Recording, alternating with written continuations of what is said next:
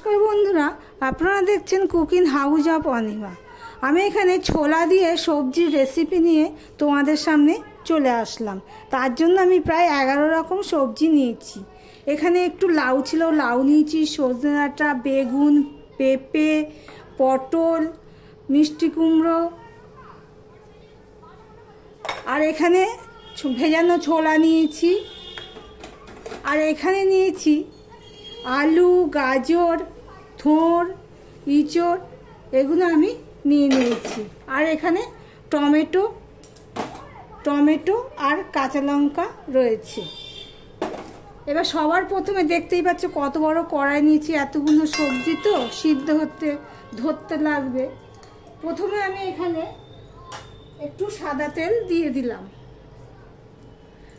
কড়াই আমার গরম হয়ে গেছে, একটু সাদা তেল দিয়ে দিলাম। সাদা তেলটা দেওয়ার পরে আমার যেসব সবজি সিদ্ধ হতে সময় নেবে সেই সবজিগুলো আমি দিয়ে দেব। প্রথমে আমি ইঁচড়, আলু, গাজর, থোড় এগুলো আমি দিয়ে দিচ্ছি। শুধু তেলের মধ্যে দিয়ে দিচ্ছি, পরে করব। তেলের মধ্যে আমি এগুলো দিয়ে দিলাম। এবার এই ছোলা ভিজানোটা রয়েছে, ছোলা ভিজানোটাও দিয়ে দিলাম। আর এখানে কিছু পটলগুলো দিয়ে দেব।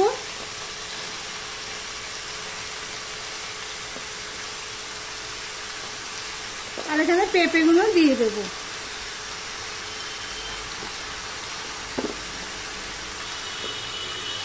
আরও একটা সবজি রয়েছে, সেটা তোমাদের দেখানো হয়নি, সেটা হলো ভেন্ডি। এগুলো আমি নেড়ে চেড়ে সিদ্ধ কিছুটা সময় ধরে নুন হলুদও দিয়ে দেবো এর মধ্যে।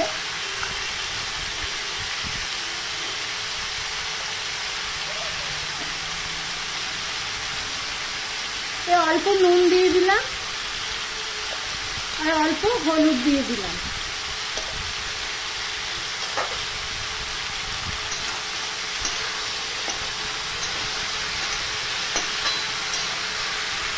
এবার আমি এটা ঢাকা দিয়ে সিদ্ধ হতে দেব।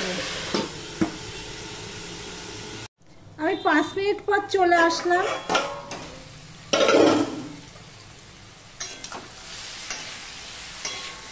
রেসিপিটি যদি ভালো লেগে থাকে তাহলে লাইক করো, কমেন্ট করো, শেয়ার করো বন্ধু বান্ধবদের মধ্যে, আর সাবস্ক্রাইব করার অনুরোধ রইল।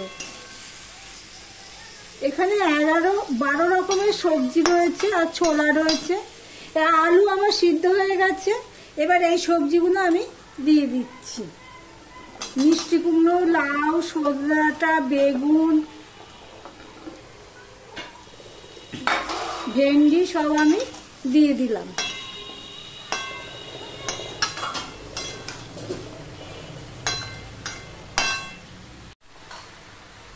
অল্প নুন দিয়েছিলাম, আমি আরেকটু নুন দিয়ে দিলাম এই সবজিগুলোর জন্য।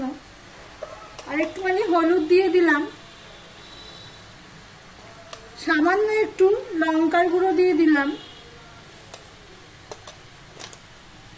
ধনের গুঁড়ো দিয়ে দিলাম 2 চামচের মতো।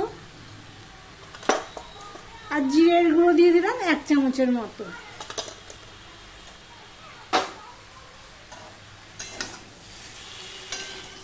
দিয়ে সম্পূর্ণটা আমি ভালো করে আরো নেড়ে নেব।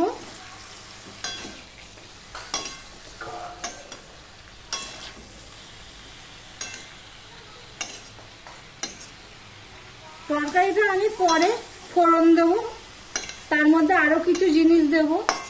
সম্পূর্ণ ভিডিওটা দেখার অনুরোধ রইল। এবার সিম করে আমি দিয়েছি, তরকারিটা যেহেতু জল পড়বে না সেই জন্য সিম করে দিয়েছি। দিয়ে আমি আবারও ঢাকা দিয়ে দিলাম। 6-7 মিনিট পর আমি চলে আসলাম। মাঝে একবার এসে আমি তরকারিগুলো নেড়ে দিয়েছি। দেখি এবার আলু আর সমস্ত সবজিগুলো আমার সিদ্ধ হয়েছে কিনা।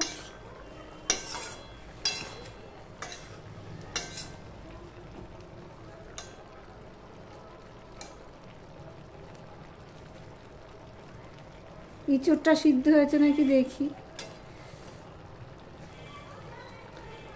সবজিগুলো আমার সিদ্ধ হয়ে গেছে, অথচ মজেনি এখনো তরকারিটা। এবার আমি ঢাকা দিয়ে দিলাম, দিয়ে আমি এখানে একটা কড়াই বসিয়ে দিয়েছি। এই দেখো, এখানে একটা কড়াই বসিয়ে দিয়েছি। কড়াইটা আমি গ্যাসটা জ্বালিয়ে দিলাম। কড়াই গরম হয়ে গেলে আমি সর্ষের তেল দিয়েছি। সর্ষের তেলের পরিমাণটা একটু বেশি দিয়েছি। দিয়ে এর মধ্যে আমি শুকনো লঙ্কা, পাঁচফোড়ন আর তেজপাতা এগুলো আমি দিয়ে দিলাম।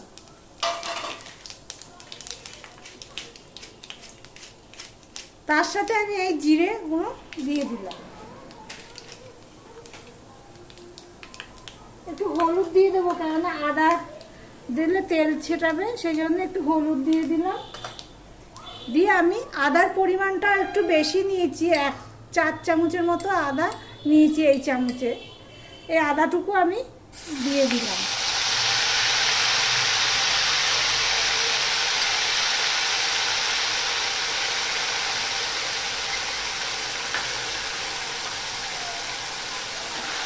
আদার কাঁচা গন্ধটা চলে গেলে, এখানে কিন্তু সেরকম লঙ্কা দিইনি, একটু সামান্য গুঁড়ো লঙ্কা দেওয়া না দেওয়ার সময় আদার কাঁচা গন্ধটা চলে গেলে আমি এখানে এই কাঁচা লঙ্কাগুলো দিয়ে দিচ্ছি। আর দিয়ে দিলাম এই টমেটোগুলো।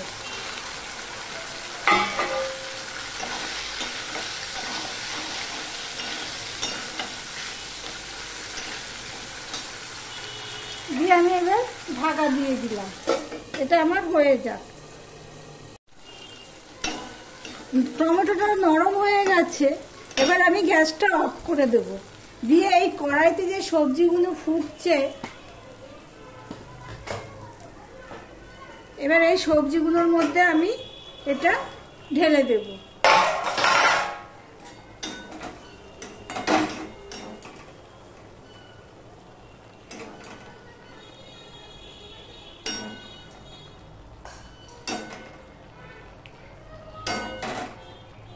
সব ঢেলে দিয়ে আমি সমস্তটা নেড়ে নেব। নেড়ে আবারও আমি ঢাকা দিয়ে দেব।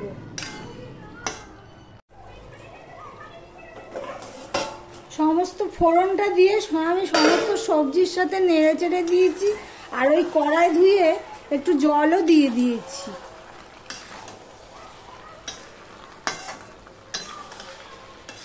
তরকারিটা প্রায় আমার হয়ে এসেছে, মজেও গেছে। এবার এখানে আমি স্বাদ অনুযায়ী চিনি দিয়ে দিচ্ছি। এবার চিনিটা একটু বেশিই দেওয়া পড়ছে, কেন সবজির পরিমাণটা তো বেশি। তাহলে দেখলেন তো, 12 রকমের সবজি আর ছোলা দিয়ে একটা সুন্দর নিরামিষ রেসিপি গরমে, এমন কোনো মশলা নেই। এবারে এই সবজিটা সমস্তটা নেড়ে নিলাম। নেড়ে নিয়ে এর মধ্যে আমি ধনেপাতা দিয়ে দেব। ধনেপাতাটা দিয়ে দিচ্ছি।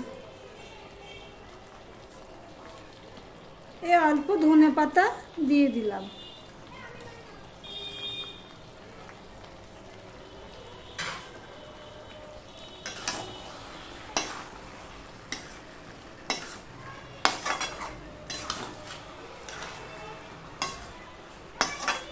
ধনেপাতা দিয়ে ভালো করে নেড়ে চেড়ে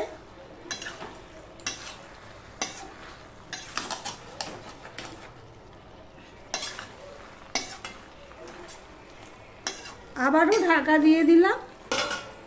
এবার গ্যাসটা আমি অফ করে দিলাম। একটা ডিশে নিয়ে তোমাদের সামনে চলে আসছি। তাহলে বন্ধুরা, আজকের মতন টাটা। আবার অন্য কোনো রেসিপি নিয়ে তোমাদের সামনে চলে আসবো প্রতিদিনের মতন।